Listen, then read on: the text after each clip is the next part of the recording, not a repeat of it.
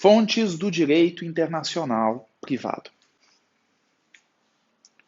Visão geral sobre fontes. Muito bem. O tema do nosso vídeo é a questão das fontes do direito internacional privado, sendo redundante. E, para facilitar a compreensão, estou dividindo a temática em 2 vídeos separados. Nesse primeiro, nós vamos analisar o que a doutrina brasileira normalmente aborda sobre fontes.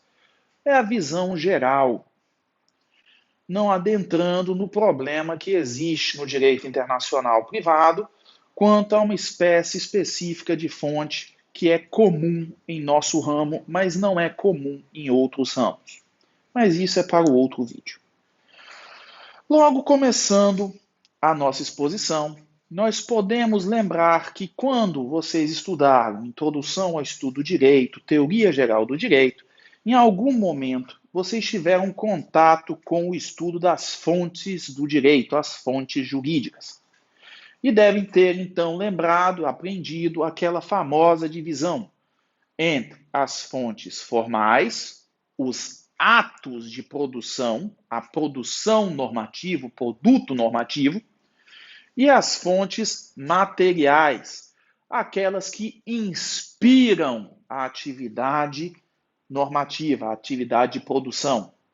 A ideia de que existem aquelas situações que têm carga normativa per si, mas não têm a estrutura, a cogência jurídica, propriamente dita, ou cogência jurídico positivada. Então, recorrendo à doutrina, nós temos que fontes formais são aqueles atos, fatos que, por causa de uma manifestação de autoridade, têm carga normativa. São fontes normativas por excelência e nascedoras da ideia de sistema jurídico positivo. Como eu disse, é o produto, é a produção, é a norma posta. Posta por quem? Por uma autoridade. Então, a lei é um exemplo clássico de fonte formal. Já recorrendo à definição doutrinária de fontes materiais, nós vamos ter que são aqueles atos, fatos que, por causa de ou seu conteúdo, ou seu resultado, ou seus efeitos, possuem carga normativa. Então, são conjunto de normas morais e valores atribuídos por prescrições gerais abstratas sobre o comportamento social.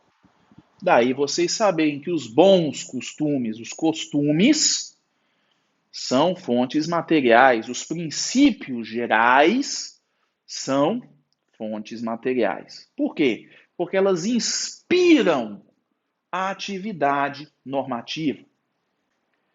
Então, para simplificar a nossa análise, porque eu vou precisar dessa lembrança, podemos associar as fontes formais como sendo meios de produção normativa. Ou seja, para eu ter um produto, eu tenho que ter um meio de produção. Enquanto que as fontes materiais são aqueles meios de inspiração da produção normativa.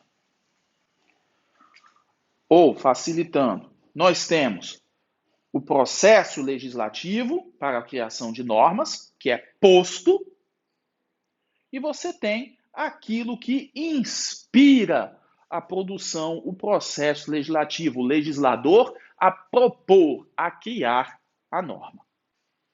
Numa simplificação didática, revisitando o que vocês já devem ter esmiuçado em Teoria Geral do Direito ou Introdução ao Estudo do Direito. Muito bem. Então, as fontes do direito internacional privado, uma visão geral.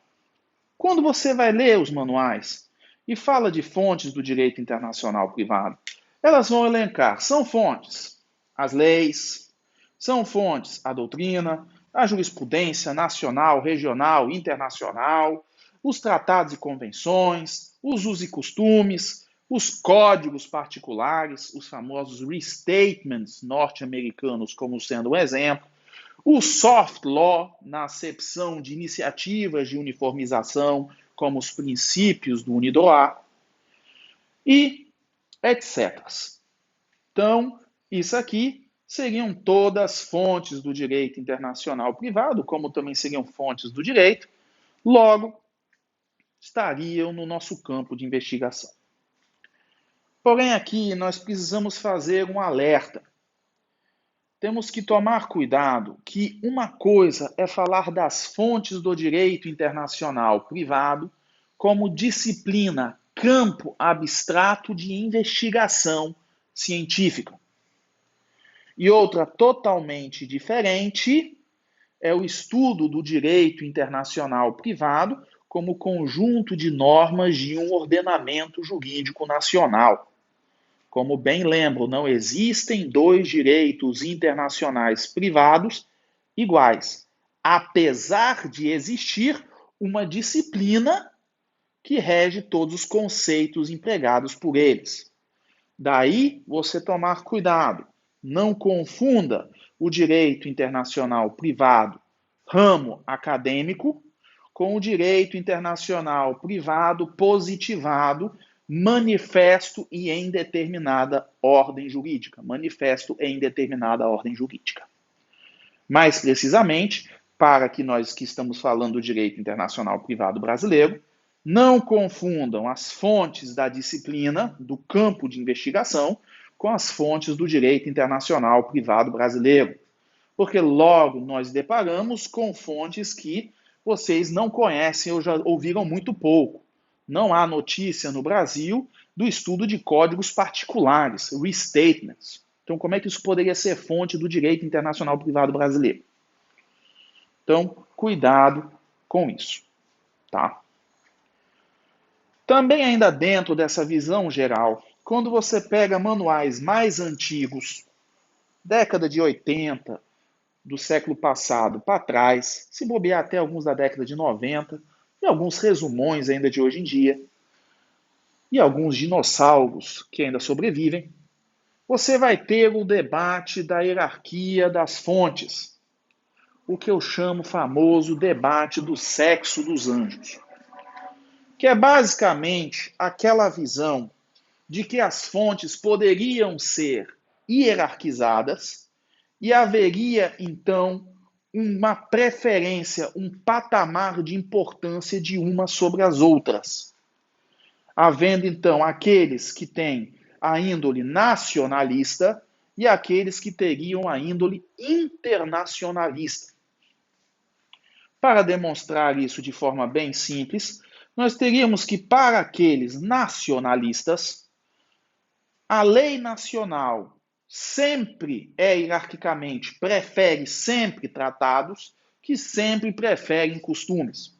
Ou seja, o direito internacional privado brasileiro seria predominantemente vontade da legislação nacional e a aplicação de tratados e costumes seriam excepcionalidades. Sendo que um dos principais manifestações, melhor manifestações não, um dos principais doutrinadores que defende essa visão, a figura de um professor antigo da casa, o professor Clóvis Bevilacqua. Então, sempre na visão desse pessoal, eu só poderia recorrer a tratados, costumes internacionais, se houvesse lei brasileira, lei interna, permitindo tal situação. Caso contrário, teria que se resolver sempre pelas fontes nacionais, não podendo recorrer a fontes internacionais.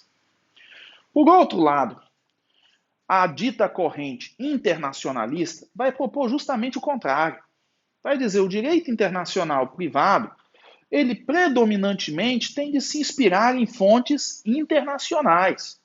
Então, sempre prefere-se a aplicação de tratados à lei nacional.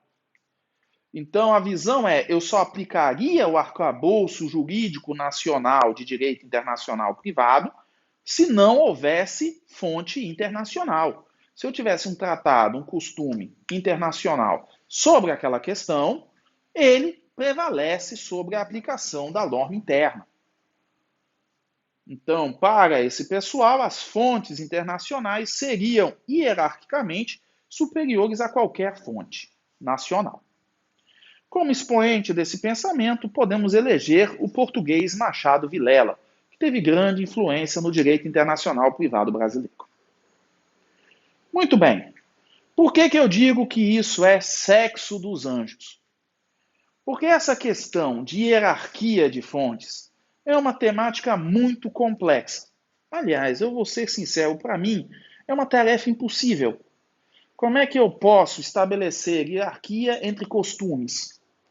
Como é que eu posso estabelecer hierarquia entre lei e tratado?